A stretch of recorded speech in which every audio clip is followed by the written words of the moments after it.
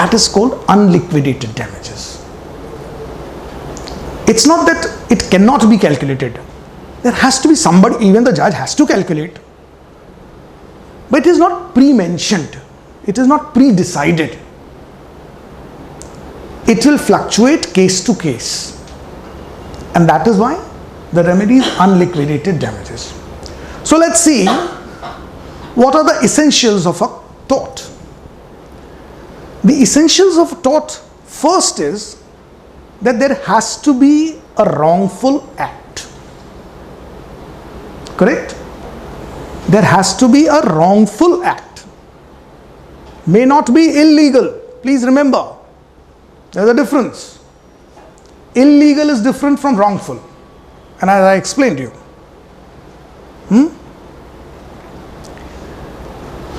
जैसे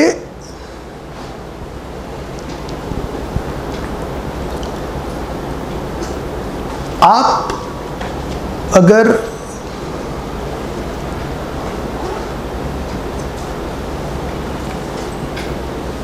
कोई काम करने में इंटरेस्टेड नहीं हैं और आपके पेरेंट्स आपसे कहें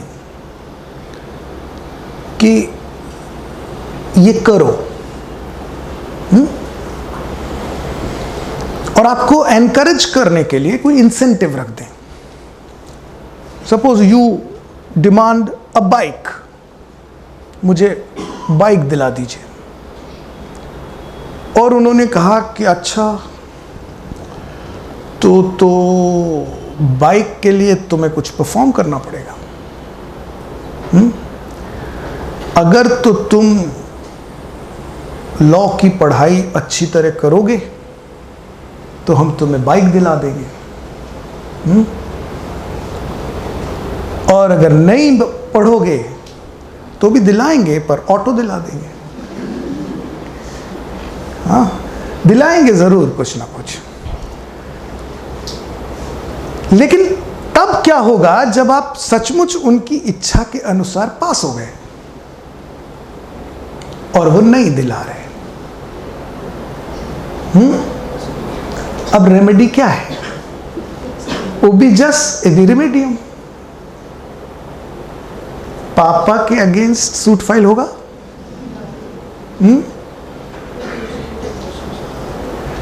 भाई ये तो ब्रीच ऑफ कॉन्ट्रैक्ट भी हो गया और टॉर्ट भी हो गया.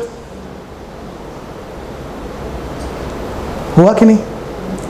मगर रेमेडी नहीं है.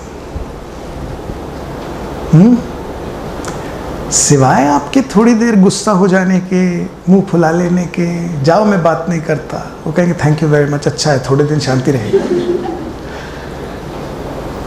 सो there are certain acts which may be wrongful but may not be illegal. Now there is no illegality if there is a breach of contract by a parent to a child. There is no illegality. But still in your heart you're feeling it's a wrongful act. Isn't it? सब गलत है. मुझे तो लग रहा है ये सौतेले माँ बाप हैं मेरे. The second essential of tort, that the wrongful act result into an injury. The wrongful act results into injury. So what is injury? Who can tell me what is injury?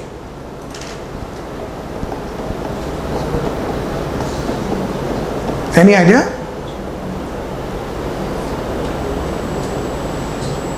Injury is the violation of a right. Injury is violation of a right. There is a maxim for this also. Injuria sine temno, and reverse is demnum sine injuria. Where there is an injury, you are entitled for damages. And what is the meaning of sine? Without. that there is an injury without any damage to you. Please understand this. There may not be any damage to you, but there is an injury to you. And if that is the case, you are entitled for compensation. But the reverse is not true. If there is a damage to you, but there is no injury to you, then you are not entitled for the compensation or damages. Let me explain this.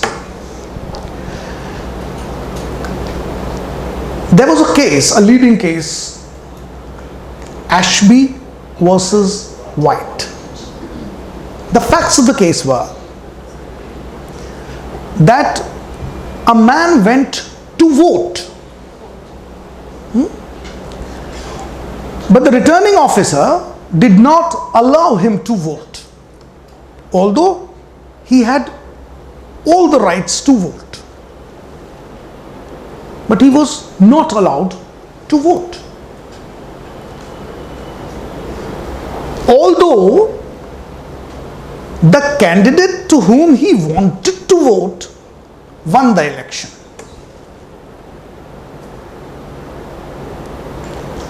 He went to court seeking damages, compensation.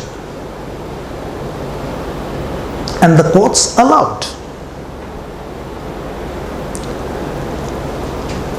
On the basis of this maxim, injuria sine damno. Although there is no damage to you, but your right is violated. So you are injured. There is an injury inflicted on you, although there is no damage to you. आपका कोई नुकसान नहीं हुआ, पर फिर भी आपके हक को, आपके अधिकार को वायलेट किया गया, तो you are entitled for your compensation. And the leading case is Ashby versus White. Now reverse is damnum sine injuria, where there is a damage actually to you, but there is no violation of right. There is no injury. And therefore the maxim says you are not entitled for any compensation. And the leading case for this is Gloucester Grammar School. What happened in that? That a competitive school is opened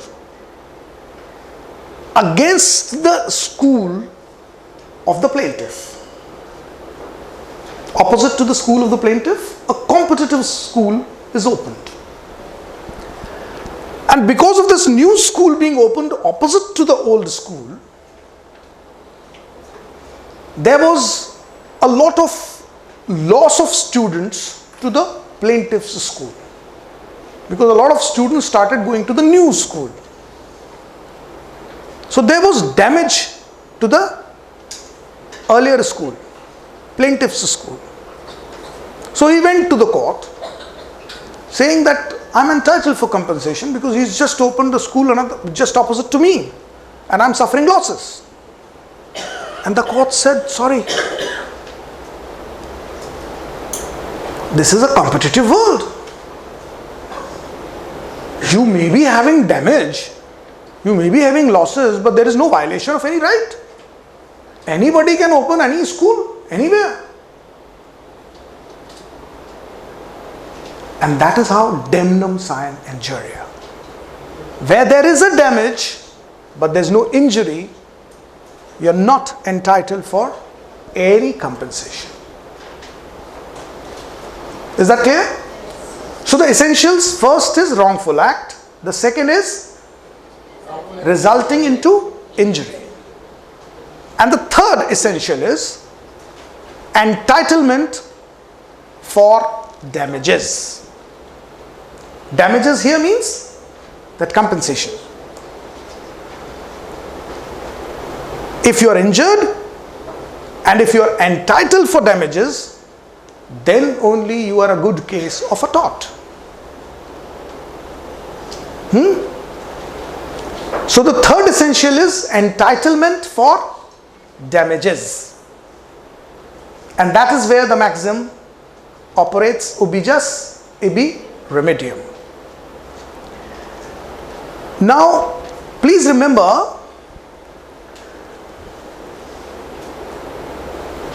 there is an entitlement for every child to be maintained by parents.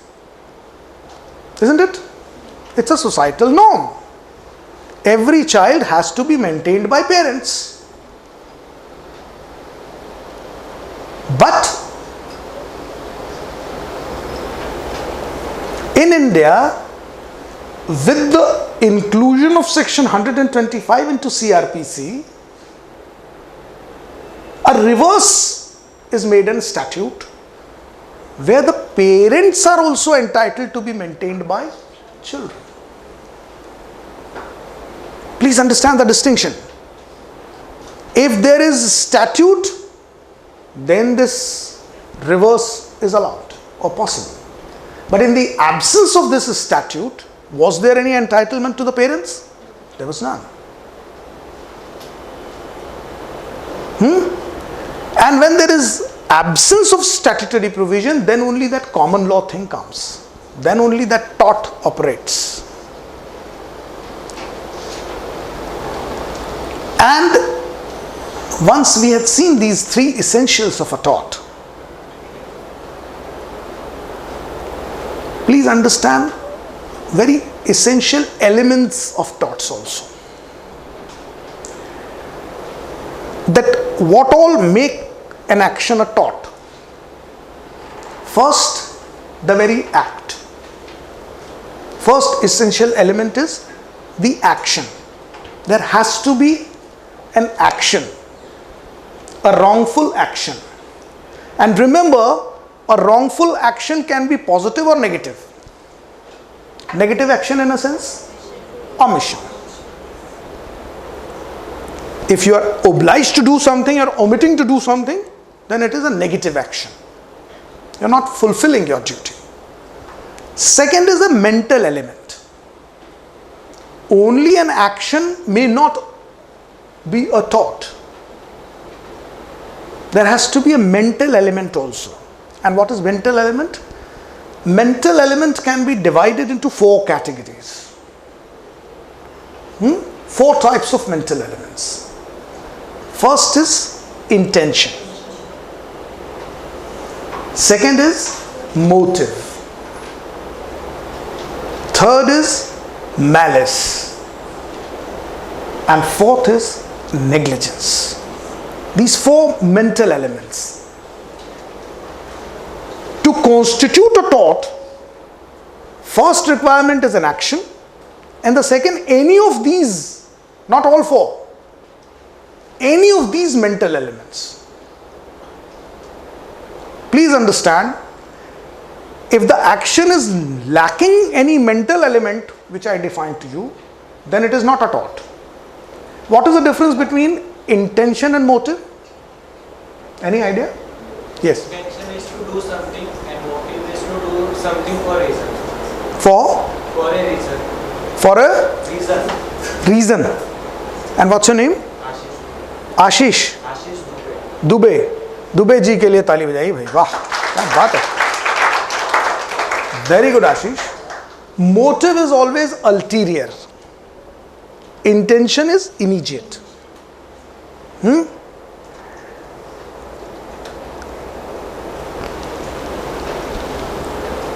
आशीष को example दे सकते हैं आप?